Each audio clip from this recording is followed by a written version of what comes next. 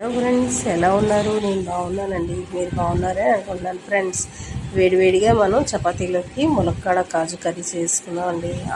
ఈరోజు అసలే సాటర్డే కదా, అందుకే సింపుల్గా చక్కగా ఒక 10-15 నిమిషాల్లో అయిపోయే కర్రీ మీకు చూపిస్తున్నాను. దీనికి కావాల్సిన ఇంగ్రీడియంట్స్: కాజు, ములక్కాడలు, ఉల్లిపాయలు, పచ్చిమిరపకాయలు, టమాటా, కసూరి మేతి, ఉప్పు, కారం, పసుపు. అంతేనండి. కొద్దిగా ఉల్లిపాయలు, పచ్చిమిరపకాయలు ఫ్రై చేసుకొని ములక్కాడలు ఇందులో వేసుకొని హాట్ వాటర్లో నానబెట్టుకున్న కాజు వేసుకొని అప్పుడే మనకి హోటల్ స్టైల్లో సాఫ్ట్గా వస్తుందండి కాజు. ఓకే, ఇవి ఫ్రై అయ్యే లోపల మనం మసాలా ప్రిపేర్ చేసుకున్నాం.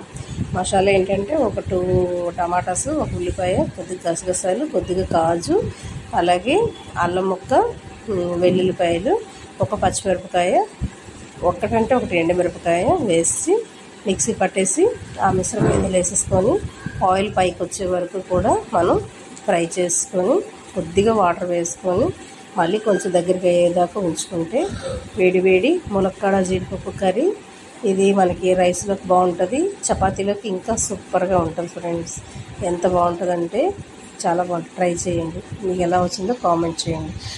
ఈ వీడియో నచ్చితే లైక్ చేయండి, షేర్ చేయండి, సబ్స్క్రైబ్ చేయండి. బాయ్.